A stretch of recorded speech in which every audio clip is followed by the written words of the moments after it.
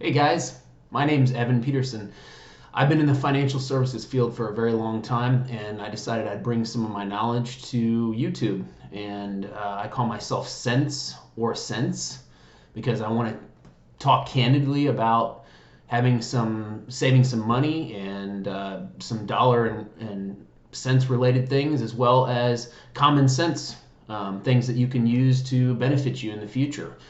I hope that you'll follow along with me. I want to give you some background on what I've done over the last 20 something years of being in the industry and tell you guys a little bit more about myself. And then I'm going to jump right in my next video and talk a little bit about, I think, Robinhood. Robinhood's about ready to make some changes to their gold. And of course, they're touting a lot of different things at the same time. So I wanted to make sure that you guys can be up to date on that as well. So let's go back in time to about when I was 14 years old. My dad had taught me at a very young age about finance, which was uncommon. He had learned a lot from his father and my mother's dad from his father-in-law, and he learned a valuable lesson very early on in life that when you don't have money, you can't make money. So he started to save at a very early age and learned about options and stocks and mutual funds back in the 1960s when it wasn't so popular for individuals to be able to transact with those things, or at least not without paying huge fees to brokers.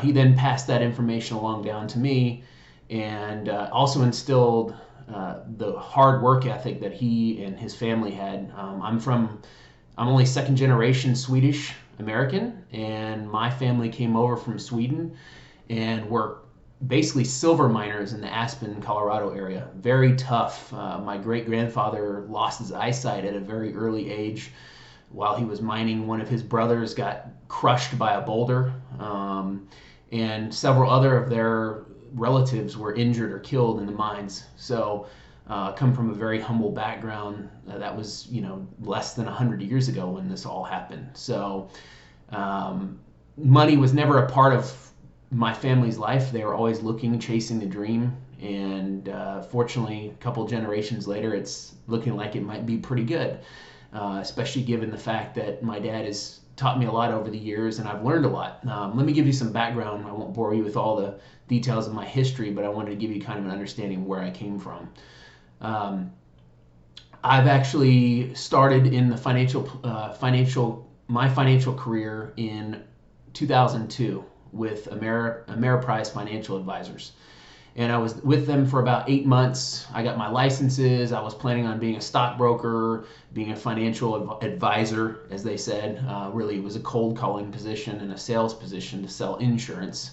And I learned pretty quickly that I didn't want to make 700 phone calls a day to random individuals. So I left very quickly and found a local hedge fund in the Austin, Texas area at the end of 2002.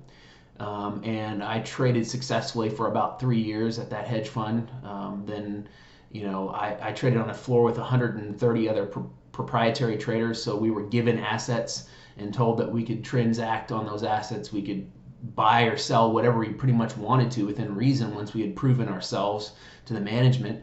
And then we made a split. We made a 50-50 split with the company, generally speaking. That was very difficult to be a young man and be 100% commission and only making 50% of whatever I was able to make myself. It was a very good lesson.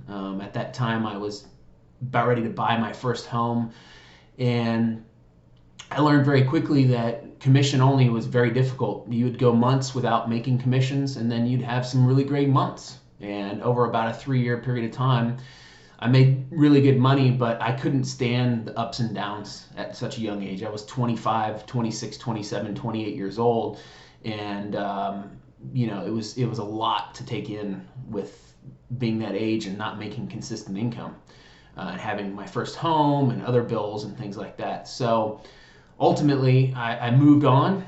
I ended up deciding to change course a little bit, staying in the financial field, but becoming a financial planner.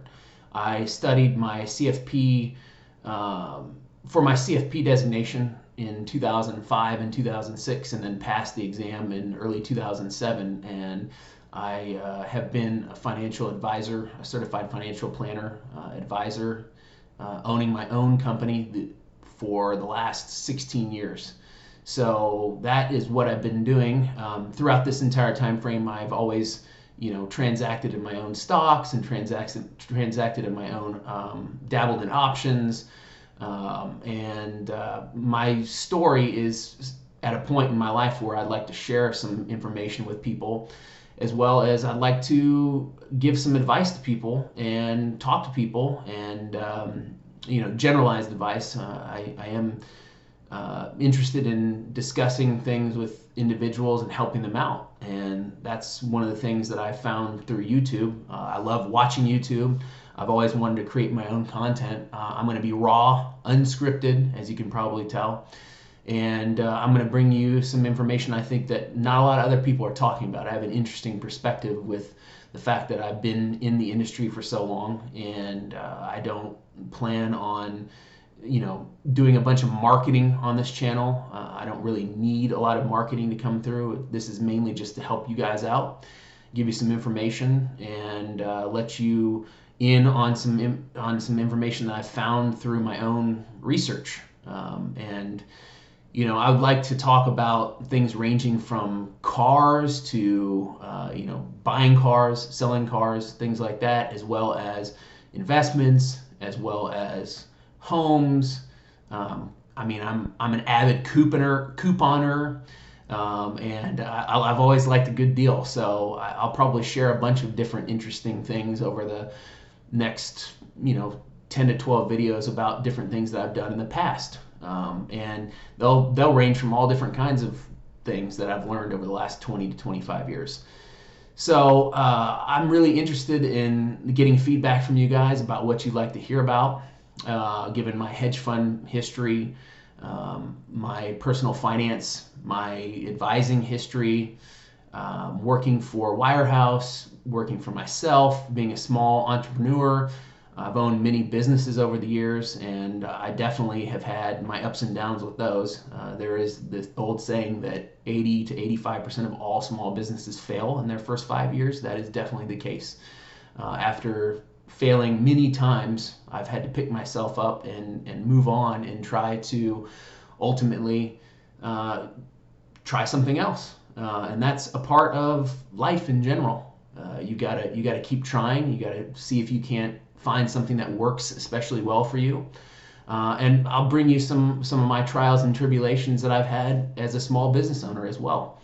That's something that I think that I've been a small business owner for almost 30 years now, going back to when I used to mow lawns for my neighbors, all the way up to owning my own financial planning firm and selling internet services. I was even a distributor for a local tortilla and bread company for a while, which was very interesting in the Texas heat. I'm also a family man. I have a family here in the Dallas-Fort Worth area. I have a 6-year-old son named Porter and a wife named Ashley. And so I can relate to people that are in different categories of their life, being from single 20 plus years ago to having a failed marriage 15 years ago, being remarried, having a child, and then starting and being able to ultimately run successfully several businesses and unsuccessfully run several other businesses. And I'll talk about some of my issues that I've had with business partners over the years, why I won't ever have another business partner. And I'd like to get into, trading and investing and all kinds of other interesting things I think that you'll find interesting. Unscripted, like I said, and I'll definitely take topics from people that are wanting to discuss more with me, and that might be interesting for all of you guys. So I really appreciate everything that you guys give me as feedback. It's always a pleasure. And like I said, my name's Evan, and I look forward to a journey with all of you guys going forward. And I will upload another video in the next couple days regarding Robinhood and whether or not they're going to keep their gold free margin available for everybody. But at this point, I'm going to sign off. Thanks everybody for tuning in. See you next time.